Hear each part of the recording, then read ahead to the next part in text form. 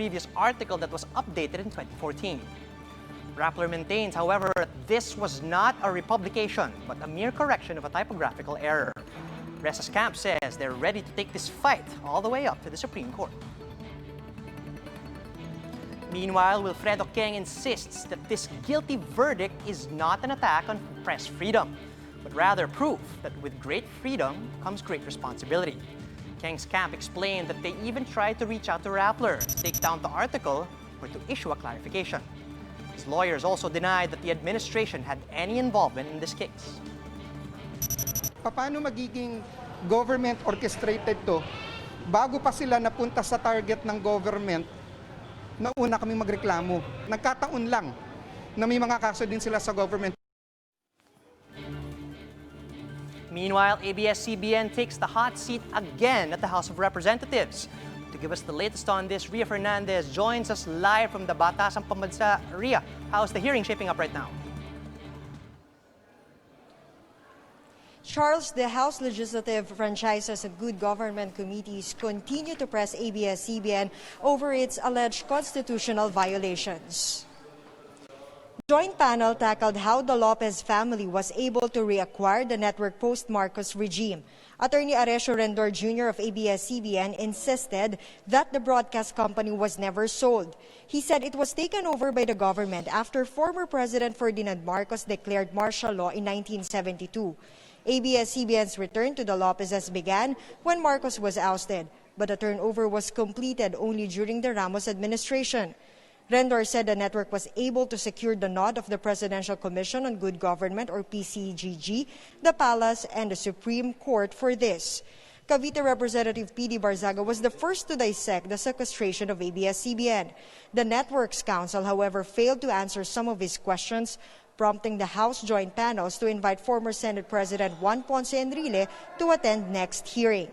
Enrile is said to be the one who executed the sequestration order during Marcos' time. In the same hearing, the lawmakers resumed discussion on ABS-CBN's sale of Philippine Depositary Receipts, or PDRs, to foreigners. Deputy Speaker Dante Marcoleta insisted that PDR holders exercise control over a company. Nueva Ecija 2nd District Representative Micaela Violago manifested to also probe in aid of legislation PDR sales of other media companies. The Kapamilya Network and the Securities and Exchange Commission, or SEC, contradicted one another on this matter. Although they allow selling of PDRs, SEC said they are not aware that ABS-CBN would be offering those to non-Filipino nationals. But Attorney Cynthia Del Castillo of ABS-CBN said they have fully disclosed this in the documents they submitted to SEC. Charles, today's hearing, or today's agenda for the hearing, also include ABS-CBN's alleged violation of the 50-year constitutional limitation for a franchise and its use of multiple channels for one franchise. And another issue has been added, which will be tackled next hearing, which is the Development Bank of the Philippines' condonation of loans to Lopez and Lopez-related companies. Charles? All right, thanks for that. That was Ria Fernandez reporting live from the Batasang Pambansa. PNP is now investigating the Lucban police over a now deleted post on social media, which recommends what women should wear to avoid being raped. Pat Mangune has the details. The Lucban Municipal Police Station in Quezon Province is under fire after it posted a problematic reminder on its official Facebook page. The now deleted post advised women to stop wearing revealing clothes to avoid attracting sexual abuse, which ends up with the women seeking police assistance. The statement drew flack from netizens and various women rights groups. Among them was 2019 bar exam stop-natcher May Dayan Azores, who took to Twitter to say, "Justifying rape based on a woman's attire is appalling and horrendous." Even other Filipinos agreed with Azores' sentiment. Kasi kung kahit may exam shirt mo, kung talagang re-raping ka talaga. Hindi naman kasalanan siguro ng babae yun. Kahit naman po, magbalot pa kayo ng damit kung ano talaga yung pag-iisip ng lalaki. Kung may pagnanasa talaga siya, wala po yun sa ano. Women's rights groups Gabriela also condemned the post as it promotes victim blaming and creates a culture of impunity. Kapag sinisisi mo kasi yung mga biktima ng pang-aabuso, ang nangyayari dyan, bigyan mo pa ng, o ina-absuelto mo yung mga nang-aabuso. Police General Archie Gamboa, Chief of the Philippine National Police, has instructed the Directorate for Police Community Relations to investigate those responsible for the blunder. Gamboa said police officers who have violated their guidelines on proper use of social media may face administrative and criminal charges. Police Major General Leonardo Carlos, director of the PNP DPCR, said they will conduct gender sensitivity training for their personnel and they will also be reoriented about protocols on social media. For News 5, Patricia Mangune. We are One News. And although this rape issue is not new, it is now a hot topic on social media as singer Frankie Pangilinan, daughter of Senator Kiko Pangilinan, slams broadcaster Ben Tulfo for criticizing her views on rape and victim blaming. Reacting to the controversial warning from the police, Pangilinan tweeted on June 13 that instead of teaching girls how to dress, people should be taught not to rape. Ben Tulfo commented, saying that women should be careful with the way they dress, as they might be inviting the beast, whom he says is just waiting for an opportunity to commit the crime. Frankie called out this way of thinking, saying it normalizes rape culture. Meanwhile, on to the protection of the elderly, as the Commission on Human Rights urges government agencies and communities to ensure their safety and welfare amid lockdown restrictions, as evidence shows a rise in elderly abuse and neglect due to stay-at-home measures. The CHR says that stress, anxiety, and financial problems brought by the pandemic add to the risk of abuse. And the agency says this is definitely an issue in the Philippines. We're pausing now for a quick break. We'll have more stories when we return. Keep it here on One News.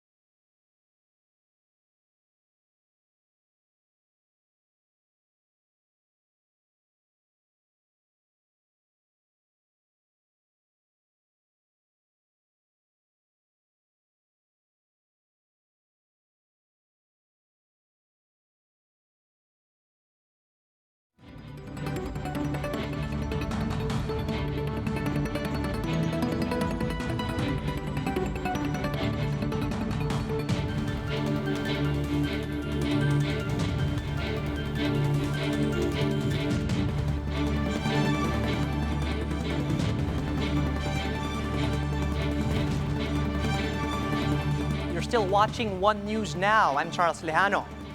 COVID-19 cases in the Philippines have reached the 26,000 mark. The Health Department reports a total of 490 new COVID-19 cases today, bringing the country's overall tally to over 26,400. More than 340 of those were fresh cases and over 140 were late. 10 new COVID-19 fatalities were also recorded, pushing the death count to almost 1,100. While 300 new recoveries were tallied, with over 6,200 now recovering in the country. Developers say the government-endorsed COVID-19 contact tracing application has enough safeguards. StaySafe.ph founder David Almirol explained that users will not be asked for their personal information to guarantee anonymity. Almirol added that the links of the user's movement will be automatically removed after 30 days. Users are also encouraged to delete their accounts once the pandemic is over. If we trusted foreign technology, why not a Filipino tech? I think it's all about trust nowadays. I think if we could change that mentality, we'll be able to be successful. Malacanang brands as a reasoned gamble President Duterte's decision on the fate of Metro Manila and other COVID-infected areas, which is expected to be announced today. Palace spokesman Harry Roque says the chief executive will still take into account everyone's safety. He also reiterated the need to balance economic and health concerns in the country's battle against the pandemic. The president is expected to meet with IATF members today before his address to the nation.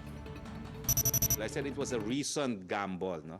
Kasi siyempre, the right to life prevails, no? kinakailangan pangalagaan ang kalusugan ng lahat. Pero nandyan din yung karapatan na magkaroon ng hanap buhay. So kaya napipilitan tayo magbukas ng ating ekonomiya. At yan nga po ang ginawa natin under GCQ.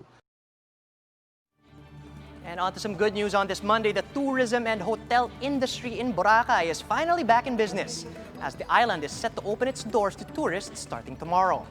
But the Philippine Chamber of Commerce doubts that tourists will immediately flock to the area. Sheila Francisco with the story.